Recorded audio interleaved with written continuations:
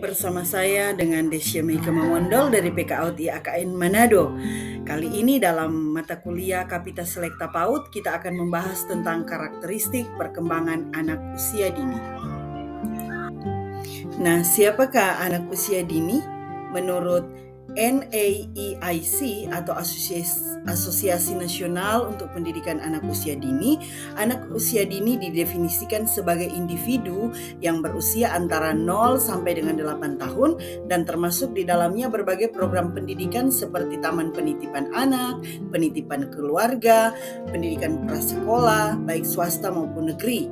Dan kemudian menurut Undang-Undang Sisdiknas nomor 20 tahun 2003 tentang Sistem Pendidikan Nasional mendefinisikan bahwa pendidikan anak usia dini adalah upaya pembinaan yang ditujukan kepada anak sejak lahir hingga usia 6 tahun melalui pemberian rangsangan pendidikan untuk membantu pertumbuhan dan perkembangan jasmani maupun rohani agar anak memiliki kesiapan dalam memasuki pendidikan lebih lanjut.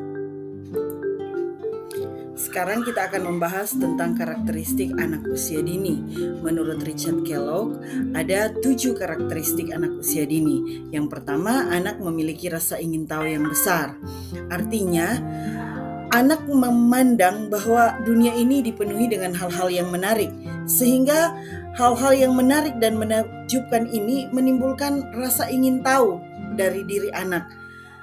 Namun rasa ingin tahu mereka bervariasi, tergantung apa yang menarik minatnya. Maka sebagai orang tua maupun guru, diharapkan agar kita tidak marah ketika anak selalu bertanya, karena mereka memiliki rasa ingin tahu yang besar. Kemudian yang kedua, anak kaya fantasi. Jadi pada umumnya anak memiliki banyak fantasi. Mereka senang dengan berimajinasi tentang banyak hal. Dan anak dapat bercita-cita melebihi pengalaman aktual mereka. Sebab hal ini disebabkan oleh imajinasi mereka berkembang melebihi apa yang dilihatnya. Misalnya mereka melihat robot. Mungkin buat orang dewasa hanya melihat sebatas robot, tapi bagi anak usia dini mereka akan berimajinasi tentang bagaimana membuat robot. Robot ini bisa melakukan apa, terbuat dari apa. Jadi anak kaya fantasi. Kemudian yang ketiga, anak bersifat egosentris. Artinya anak cenderung melihat dan memahami sesuatu dari sudut pandang dan kepentingan sendiri.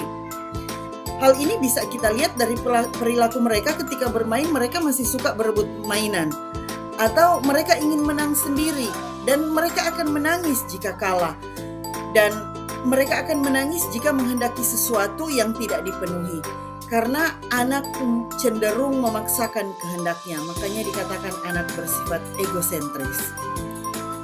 Yang keempat, anak adalah makhluk sosial. Artinya, karakteristik ini dapat kita lihat ketika anak bermain. Semakin bertambah usia mereka, maka akan semakin baik kemampuan anak dalam bersosialisasi. Mereka senang diterima, dan anak-anak itu senang berada di antara teman sebayanya. Seperti mereka senang bekerja sama, dan anak membangun konsep diri mereka melalui interaksi sosial, baik itu di sekolah atau saat mereka bermain. Dan anak akan membangun kepuasan melalui penghargaan diri ketika mereka bekerja sama dengan teman sebaya dan mereka diterima ketika mereka berada di tengah-tengah teman sebaya. Kemudian anak adalah masa belajar potensial. Anak usia dini ini merupakan kelompok yang paling potensial, sebab dalam masa ini dikatakan sebagai masa golden age, dan di mana masa yang paling tepat untuk mengembangkan seluruh aspek perkembangan anak serta menggali seluruh potensi kecerdasan anak seluas-luasnya. Dan masa golden age ini kecepatan tumbuh otak anak bisa mencapai 50-80% dari seluruh perkembangan otak selama hidupnya. Karena itu, anak memiliki potensi yang sangat besar untuk mengoptimalkan seluruh aspek perkembangan yang ada pada dirinya di masa usia dini.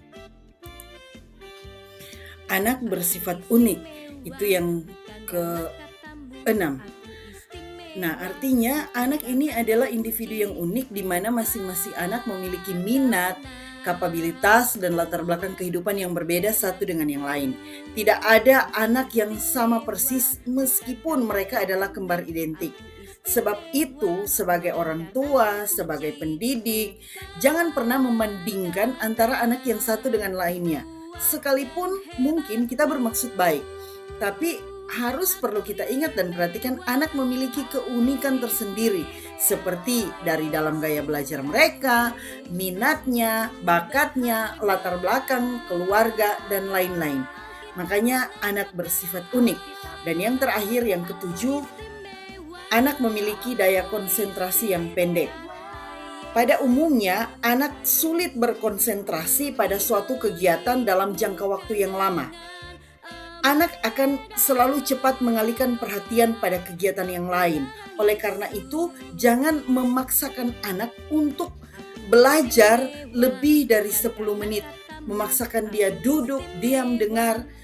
Makanya persiapkan aktivitas atau metode pembelajaran yang akan menolong anak untuk tetap terkonsentrasi.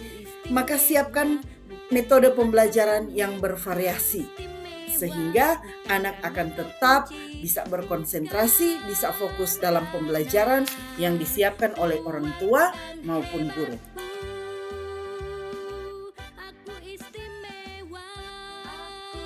Mari kita melihat karakteristik dalam perkembangan anak. Yang pertama, perkembangan motorik kasar. Kita melihat dalam usia 3 tahun, anak bisa berjingkrak, melompat, berlari ke sana kemari, dan menunjukkan kebanggaan dalam prestasi mereka. Kemudian 4 tahun, anak sudah lebih lagi, sudah bisa naik tangga. Kemudian usia 5 tahun, anak lebih percaya diri dan sudah mencoba untuk berlomba misalnya dengan orang tua atau teman sebaya. Sedangkan untuk perkembangan motorik halus akan terlihat dalam usia 3 tahun, anak masih terkait dengan kemampuan dari bayi untuk menempatkan benda, memegang benda, melempar bola dengan 2 tangan. Lalu kalau 4 tahun akan terlihat anak mulai bisa menyusun balok. Dan 5 tahun akan terlihat perkembangannya, anak sudah memiliki koordinasi mata yang bagus dengan memadukan antara tangan, lengan, dan anggota tubuh lainnya dalam bergerak. Selanjutnya dalam perkembangan kognitif, kita melihat usia 2-3 tahun anak mulai mengenal warna, bentuk, dan ukuran. Usia 3-4 tahun anak mulai berimajinasi, bisa bermain peran, dan membangun kemampuan memahami konsep. Sedangkan usia 4-5 tahun mereka mulai berhitung dengan sederhana dan memiliki kemampuan untuk memecahkan masalah yang sederhana serta memahami hubungan sebab akibat. Misalnya kalau saya melakukan ini, sesuatu yang salah misalnya, maka akan menerima hukuman. Jika saya melakukan yang benar akan mendapatkan pujian. Usia 5-6 tahun, anak mulai berkembang dengan berpikir logis dan abstrak, serta memahami konsep matematika yang lebih kompleks seperti penjumlahan dan pengurangan. Selanjutnya dalam perkembangan sosial emosional, anak usia 2-3 tahun, mereka akan mulai mengenal di sekitarnya dan mengenali perilaku yang disengaja. Kemudian usia 3-4 tahun, persahabatan yang didasarkan pada aktivitas bersama, misalnya teman yang sering bermain dengan dia atau bermain bersama dengan teman yang sejenis, misalnya laki-laki dengan laki-laki, perempuan dengan perempuan. Usia 5-6 tahun, persahabatan yang terbangun lebih pada kesamaan fisik dan adanya kepercayaan secara timbal balik. Artinya misalnya mereka mulai merasa nyaman dengan teman tersebut.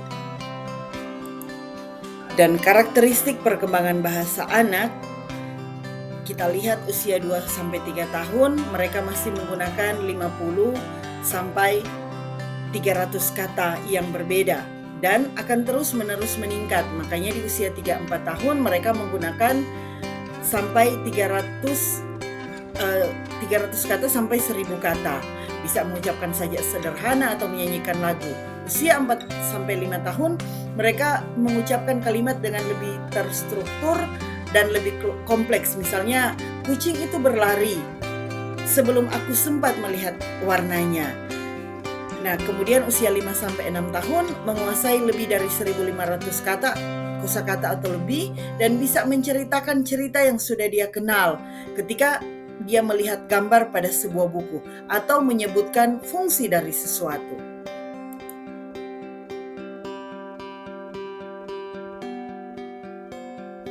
Terima kasih telah menonton. Kiranya video pembelajaran ini akan bermanfaat baik untuk orang tua maupun guru pendidikan anak usia dini. Sekali lagi terima kasih.